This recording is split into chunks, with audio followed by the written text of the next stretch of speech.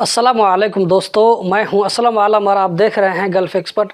दोस्तों आज 18 सितंबर है। मैंने सोचा था कि आज कोई नया अपडेट दूंगा, लेकिन मुझे कोई ख़ास अपडेट नज़र नहीं आया, तो मैंने सोचा कि एक नई जानकारी दे देता हूं। दोस्तों आप लोगों ने भी कभी ज़रूर सोचा होगा कि अगर हम घर छुट्टी में जाते हैं तो क्या छुट्टी में घर जाने के बाद में हमारी कंपनी पीछे से कैंसिल कर सकती है। ये सोच करके कि ये बंदा फिर से हमारी कंपनी में दोबारा वापस ना आए, या ये कि आप घर छुट्टी में चले जाते हैं तो क्या आपकी कंपनी वाले आपको ब्लॉक कर सकते हैं या नहीं। ये सोच करके कि ये बंदा दोबारा कतर में कभी वापस न आए। तो दोस्तों आज की वीडियो बहुत ही ज़्यादा इन्फॉर्मेटिव होने वाली है, तो इस वीडियो को लास्ट तक ज़रूर देखें। और अगर यहाँ पर आपको कुछ भी नई जानकारी मिलती है तो एक लाइक ज़रूर करके जाएं, और फ्यूचर में भी इसी तरह की इन्फॉर्मेटिव वीडियो देखते रहने के लिए इस चैनल को सब्सक्राइब कर लें।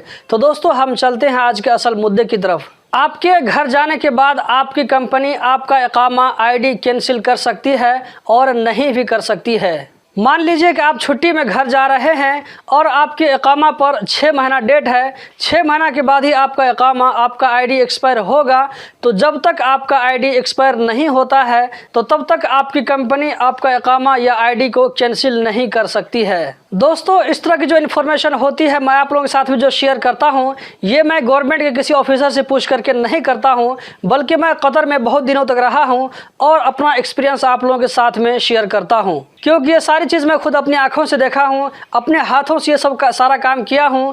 टाइपिंग सेंटर में बहुत तरह के लोग आते हैं, वहाँ पर आपको रहने से बहुत तरह की जानकारी मिल जाती है, किसी से आपको पूछने की ज़रूरत नहीं होती है। तो दोस्तों जब तक आपका इकामा वैलिड रहेगा, इकामा में डेट रहेगा, उस वक्त तक आपका इकामा कोई भी रूल के तरीके से, रूल के हिसाब से, लीगल तरीके से कोई भी कैंसिल नहीं कर सकता है। लेकिन जैसे ही आपका इकामा एक्सपायर होगा और आप कतर से बाहर रहेंगे तो उसी वक्त आपकी कंपनी आपका इकामा या आईडी कैंसिल कर सकती है, कोई दिक्कत की बात नहीं होगी। आईडी एक्सपायर होने के बाद कंपनी वाले को आईडी कैंसिल कर देना चाहिए, क्योंकि जब तक आईडी कैंसिल नहीं करेंगे उस वक्त तक उस बंदे का कंपनी के साथ में खाता खुला रहेगा, क्योंकि एक ऐसा मैटर है जो पेंडिंग में पड़ा रहता है। लेबर ऑफिस की तरफ से, लेबर मिनिस्ट्री की तरफ से कभी भी कंपनी को ईमेल आ सकता है या फ़ोन मैसेज आ सकता है कि आपकी कंपनी में इतने बंदों का इकामा पेंडिंग में है, इसको क्लियर करो।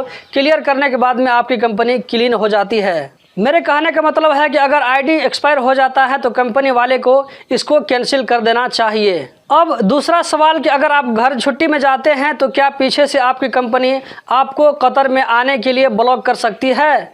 तो इसका जवाब है कि कर सकती है, लेकिन इसके लिए रीज़न चाहिए और सबूत चाहिए। अगर सबूत है तो ब्लॉक करवा सकती है। वर्कर के कतर से बाहर रहते हुए ऑनलाइन ब्लॉक नहीं लगेगा, ब्लॉक ह्रूफ का केस रजिस्टर्ड नहीं होगा। इसके लिए किसी मिनिस्ट्री या सीआईडी में ही जाना पड़ेगा।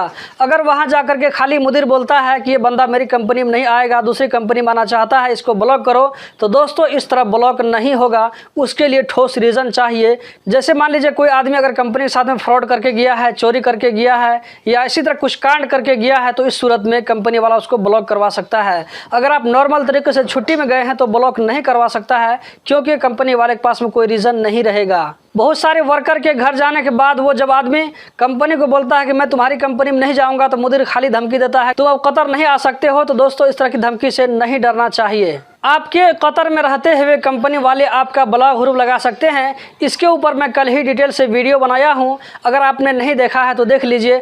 आपको यहां पर लिंक नज़र आ रही होगी या अभी आपको नज़र आ जाएगी, यही वाली वो वीडियो है। तो आप इस वीडियो को देखिए और मुझे दीजिए इजाज़त, ताकि मैं नेक्स्ट वीडियो की तैयारी कर सकूँ। इस वीडियो को देखने का बहुत बहुत शुक्रिया।